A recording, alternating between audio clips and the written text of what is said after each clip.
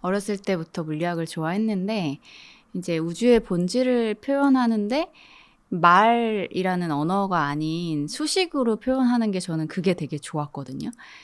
그 어렸을 때 약간 뭐 사춘기 시절을 겪으면서 말로 이렇게 말이 와전되고 뭐 이런 걸로 상처받은 일들이 많았던 시기였는데 그래서 말로 뭔가를 표현하는 거는 굉장히 부정확하고 못 믿을 만하다라는 생각을 되게 많이 했었던 것 같아요. 근데 물리는 수학이라는 언어를 쓰다 보니까 수학은 굉장히 믿을만하고 뭔가 객관적이라는 굉장히 정확하다는 그런 생각이 들었었거든요. 그래서 수학으로 표현되는 그런 물리학을 되게 좋아했던 것 같아요.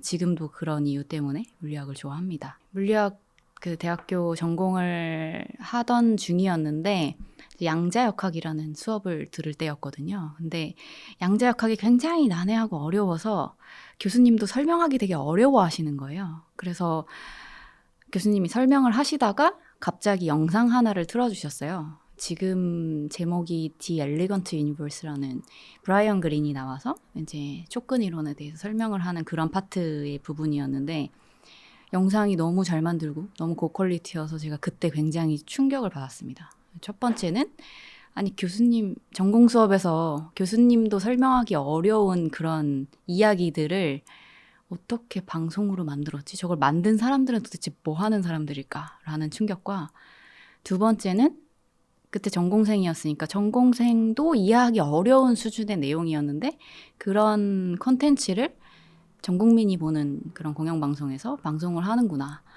이 두 가지에 굉장히 충격을 받았고 그 뒤로 이제 BBC나 PBS 같은 과학 다큐멘터리들을 엄청나게 찾아보면서 그때 이제 물리학 공부도 했지만 영상 공부도 같이 하게 됐던 것 같아요. 과학 콘텐츠는 이렇게 만드는 거구나. 이게 정석이구나. 그때 이제 공부를 했던 것 같고 그러다가 어느 날 내가 이 일을 하면은 남들보다 훨씬 잘할 수 있지 않을까? 라는 생각을 하게 됐던 것 같아요. 과학의 재미를 대중들한테 알리는 일. 이게 내가 제일 잘할 수 있는 일인 것 같다. 라는 생각을 하게 됐고, 이제 그 뒤로 이제,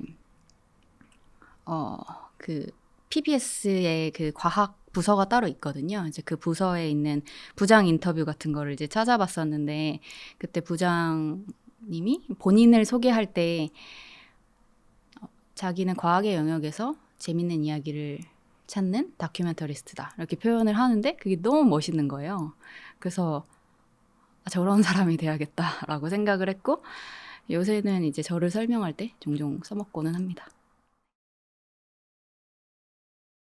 되게 개인적인 얘기가 될 텐데 그냥 쭉 할게요.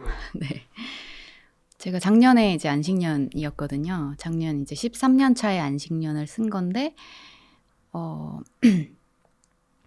이제 안식년을 쓴 이유가 약간 너무 일을 할 때 과몰입을 한 나머지 나의 개인적인 자아를 너무 내팽개치고 13년을 보낸 느낌이었거든요. 그래서 일 외에는 다 굉장히 대충대충 하는 느낌이 있고 그러다 보니까 일하는 자아로서가 아닌 나 자신은 도대체 뭘 좋아하고 내 취미는 뭐고 나는 이렇게 사는 게 맞는가? 라는 그런 질문에 빠졌고 결국에는 안식년을 쓰게 됐죠. 그래서 1년 동안 이제 아무 일도 안 하면서 그냥 마음의 소리에만 집중하는 시간을 좀 가졌어요.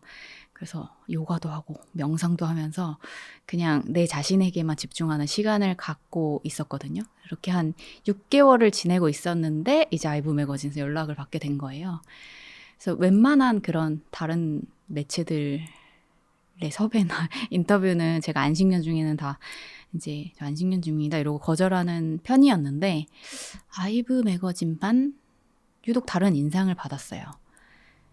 그래서 아이브 매거진의 첫인상은 약간 차갑고 좀 날카로운데 동시에 또 다정한 그런 이상한 모순적인 느낌을 좀 받았거든요. 그러니까 이게 다 흑백으로 돼 있고 이렇다 보니까 좀 되게 진지하고 무거우면서 좀 차갑다는 느낌을 받았는데 또 인물을 이렇게 들여다보는 시선은 또 되게 다정한 거예요. 그래서 되게 모순적인데 제가 그 모순적인 걸 되게 좋아하거든요. 그래서 어쩌면 제가 이거를 딱 처음에 받았던 첫인상으로 프로젝트를 결심하게 되었는지도 몰라요. 저도 프로젝트 처음 참여하면서 이제 관련된 책도 많이 읽고 많은 회의를 하면서 아이브 매거진이 원하는 것은 이제 사회에서 바라보는 과학이고 저는 이제 과학으로 사회를 바라보고 그래서 그런 부분의 접점을 어떻게 하면 잘 찾을 수 있을까라는 고민을 가지고 계속 책도 읽고 회의도 하고 했었던 것 같아요. 보통 과학을 자기 일이라고 생각하지 않는 경우가 굉장히 많거든요. 그냥 사실은 알아도 그만 몰라도 그만. 그게 과학 콘텐츠를 만들 때 가장 큰 문제인 것 같아요. 봐도 그만 안 봐도 그만인 거면 지금 볼 이유가 없는 거잖아요. 그래서 항상 제가 생각하는 건 어떻게 이 사람 삶에 과학을 집어넣을 수 있을까. 그거를 계속 고민하다 보니까 제가 그쪽으로 계속 생각을 하다 보니까 천착하게 된 주제가 인간이에요.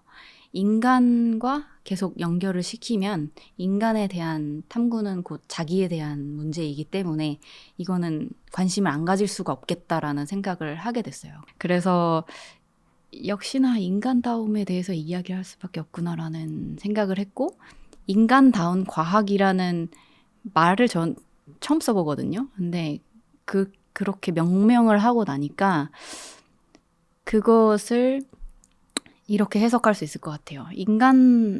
우리가 인간다움에 대해서 새롭게 정의하고 그 방향으로 과학이 발전을 해야 되지 않을까라는 어떤 지향점이 생기는 것 같아서 되게 잘 지은 이름이 아닌가라는 생각을 하게 되었고 그러면서 또 목표가 생긴 것 같아서 좀 뿌듯합니다. 네. 과학으로 이야기를 나누고 싶은 사람은 굉장히 많은데 과학계에도 많고 과학계 이외에도 굉장히 많습니다.